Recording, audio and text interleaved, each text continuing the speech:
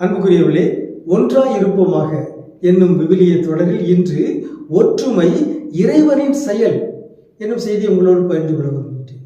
உண்மையிலே ஒற்றுமையாக வாழ்வது ஒரு கடவுளுடைய செயல், அது கடவுளுடைய ஆசீர்வாதம். நம்முடைய வாழ்வில் பல நிகழ்வுகள் கடவுளுடைய அருளால் இன்றி நடைபெறாது. அதை நாம் மறந்துவிடக்கூடாது. நாம் ஜெபிப்பது, இறை புகழ்ச்சி செலுத்துவது, கடவுளை போற்றுவது, இவற்றுக்கு கூட கடவுளுடைய அருள் தேவை.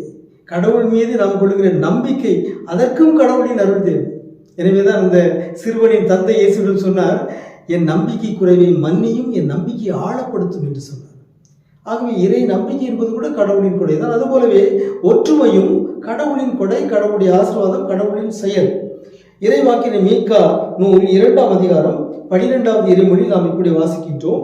யாக்கோபே, நான் உங்கள் அனைவரையும் ஒன்றாக கூட்டுவேன், இஸ்ரவேலின் எஞ்சியோரை ஒன்றாக திரட்டுவேன்.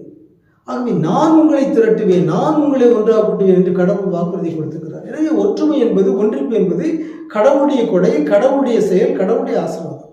எனவே ஆண்டவரே, எங்களுக்கு ஒற்றுமையை தாரும் என்று நாம் இறைவனை நோக்கி மன்றாட வேண்டும். எல்லா குடும்பங்களும், எல்லா மனிதர்களும் ஒன்றாக இருக்க வேண்டும் என்றால் கடவுளை நோக்கி மன்றாட வேண்டும். காரணம், ஒற்றுமை என்பது இறைவனின் செயல்.